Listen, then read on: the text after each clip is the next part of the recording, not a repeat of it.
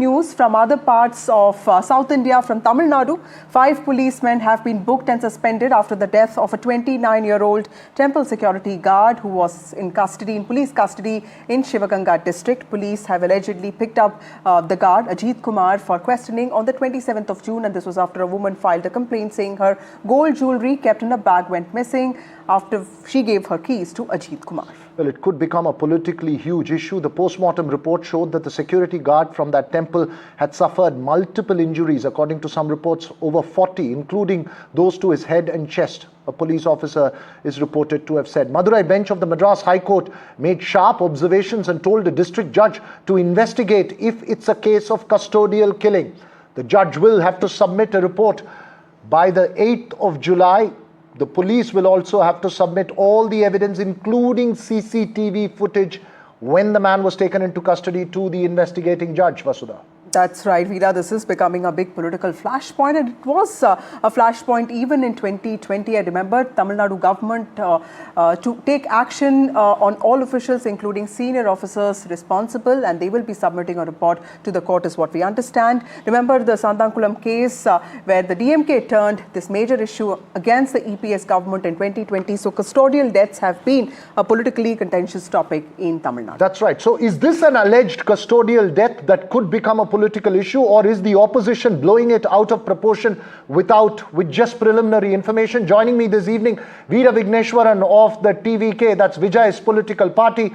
Kovai Satyan of the AIDMK joins us on the phone line. Pro-DMK political analyst Harish Mohammed Ibrahim, former DGP of Maharashtra AK Jain, as well as Selam Dharnitharan from the DMK joins us. Selam Dharnitharan, in 2020, the Satankulam case turned into a political dynamite for the EPS government. Is there a chance that this could become another issue that could raise serious questions over the law and order state and police excesses in Tamil Nadu?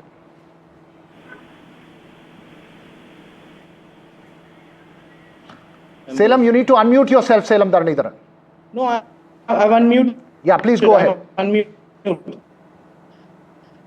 Firstly and foremost, my condolences to the bereaved. My has already spoken. We seem to be having a network issue with you, Selam Dharnitharan. We'll try and have that sorted out. Veera Vigneshwaran, the point made by the DMK is categorical, that there has been action taken against the police officers. The Chief Minister has made a comment, and it's been recognized at the top that there is something that will be investigated in this matter. What's there to make a political issue of at the moment? Lying is a DMK's day-to-day affair. So this is it's another lie. Please note that, sir, last 4 years, 24 custodial killing happened in Tamil Nadu. Law and order situation is pathetic. No law. State is not ruled by constitution, but by jungle raj. DMK doing a jungle raj in state. The person who was detained illegally by Tirupuvanam police stations, beaten them to death. There is a 44 injuries, but FIR lying. I once again repeat, FIR lying that they have death by his own. Is anything possible? Let me ask this question to Kovai Satyan. Kovai Satyan, you are the main opposition party there. Yes. One second. Go ahead. Yes. One thing. Same lie was happened in 2022 when the person called Vignesh was also locked up death. The CM Tamil Nadu drama CM Stalin gave a statement in Tamil Nadu Assembly. They die by his medical reason. But the police person who is responsible for his death, he hide it. The repeatedly DMK doing this. Okay, so we all are aware of the Vignesh case, and this is a very important point that you're raising, because you're saying that, this is something that's become a template for the state. But remember, the Chief Minister has come out, he has spoken about how the police has autonomy, but it is for justice. He has said that there will be strictest action that will be taken against everybody who's been responsible for this. 5 people have been arrested, 6 people suspended. Kovai Satyan, what more do you need the DMK to do here? police exercise as claimed by DMK now as a part of their defense. But what matters most is who has taken the right kind of approach and delivered justice when they are in power. The difference between Jairaj and Benik is CBI inquiry was there. The policemen who took the law into their hand are behind bars now. They are not even able to get the bail. But this is not the first incident since DMK came to power. This is the 25th custodial murder. This is a classic example of how a government which is elected can kill his own men with a very well planned staged murder. From the execution till erasing of the evidence and trying to defend as if they have taken the concrete and correct action. This is a classic example of how a government failed its own men. What is there? 24 other earlier custodial deaths. The same suspension took place. The cases were referred to CBCID. What is the outcome? What was the justice that were delivered to the victims and their family? Okay. And when the matter is pending before the court, what is the need for a chief minister to speak to the victim's mother, whose complaint is not being taken and an FIR has been registered? Okay. Let me get Salem Dharanidharan wants to water this down. Let me get Salem Dharanidharan to respond to the questions Kovai Satyan has raised. Salem Dharanidharan, please go ahead. 24 custodial deaths. There are 6 custodial deaths. Remaining 18 they are talking about will happen in judicial custody. History investigation. I have the data with me. I have the document with me. If my data is wrong, then you can accuse me of giving wrong data, but my data is right. Only 6 custodial deaths from 2021 to 2025, which is a drastic improvement from 2016 to 2021, when there were 42 custodial deaths. This is the data which has been given, which my government has also submitted to the High Court. This is the data. Why? How did we improve the custodial death, which is a pan-India problem? By giving standard operating procedures to the police officers, by de-stressing the police officers, because there have been a lot of stress, by giving them mental health training. So this is how we reduce. But my chief minister spoke to the accused. Why did he speak? Mother of the accused. Why did he speak? He spoke, say, what has happened to you should not happen to anyone. I will give stringent action to the people responsible for this. He did not shy away, like the former ADMK chief minister, Yedapadi, who ran away and said, no, this is not custodial death. He died due to natural causes. No, my chief minister did not say it. My chief minister said, what has happened to him should not happen to anyone. My government, whoever it might be. Right. Be the powerful or not, I do not care. They will be given punishment. This is what his stance has always been. Beat the people in the government, beat the people in my party. If they make a mistake, they will have to face the law, which has been the stance of my chief minister, which is why he spoke. So you're saying that the chief minister has maintained a consistent stand. Right. As a chief minister, he spoke. Okay. Pardon. Okay, right. Why can't he speak as a chief minister? Okay, Kovai Satyan, you wanted to respond.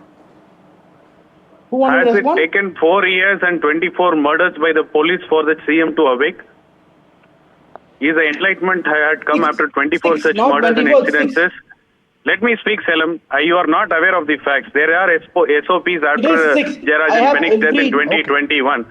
The DGP Shailendra Babu gave out a 21-pointer SOPs with respect to inquiries, with respect to arrests, which has not been followed. The entire system had failed and the entire system worked towards saving a culprit who indulged in this heinous crime. And who is that bureaucrat who has ordered the SP to send a SIT? What is the need for an SIT? Quick response, Salem Dharanidharan, before I go to Mr. A.K. Jain. What Very is the quick need? response. Firstly and foremost, ADMK is saying it's 24. It is a lie. I have list by list of the 24 cases. The 18 were due to natural causes. Couple of them committed suicide.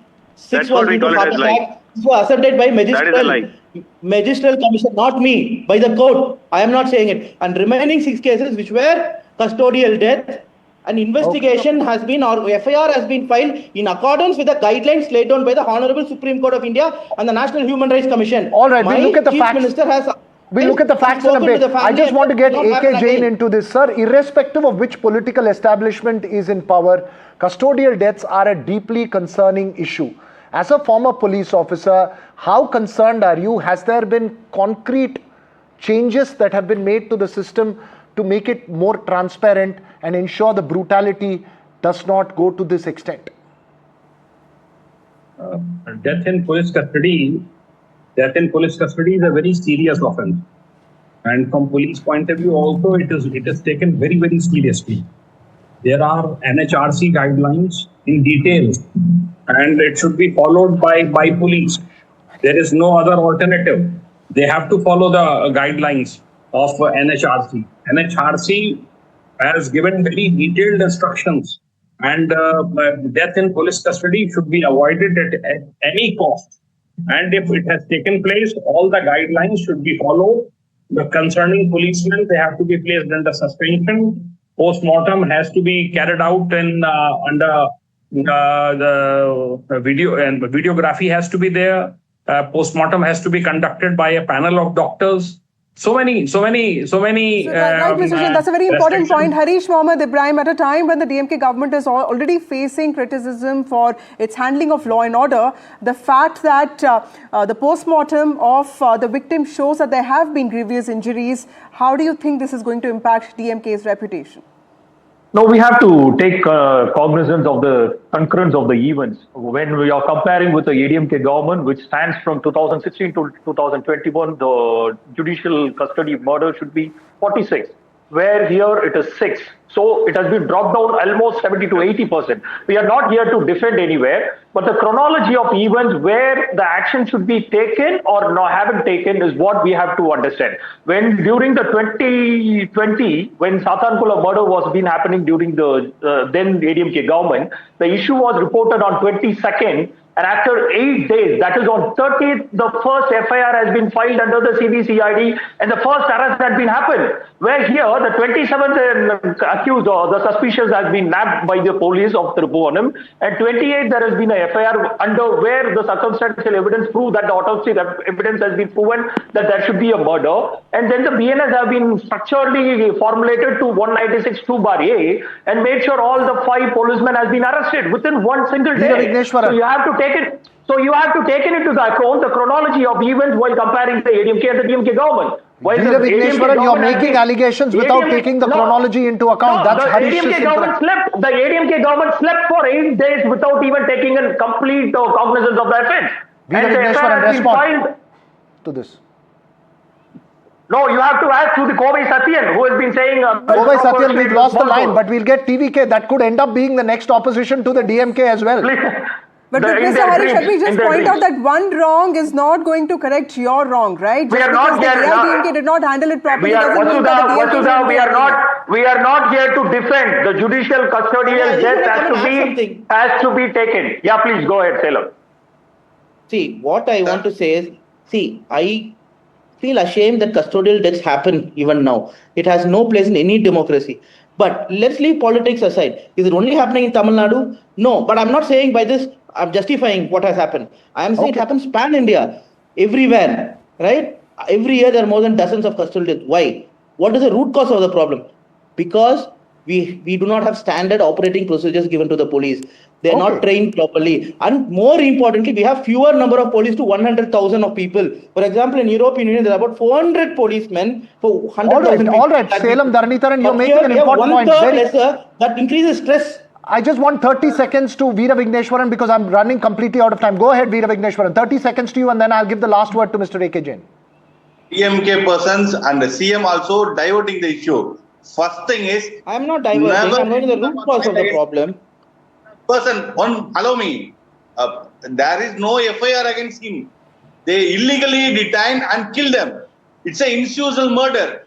TVK will fight for this justice. They filed the case in High Court asking for SIT. At the same time, July, there is a protest in there. We will make sure that DMK will be wiped out of power. All right. You made the point. Mr. A.K. Jain, very briefly, last 30 seconds, do you believe that the political focus will actually help in addressing the core issues? Very briefly, last word to you, sir. There shouldn't be, I don't think there should be any politics in this. And action should be taken on merit. And drastic action is required against such policemen who have indulged in this kind of torture and which led to the death of the person in police custody. Very drastic action is required. No mercy at all. Right.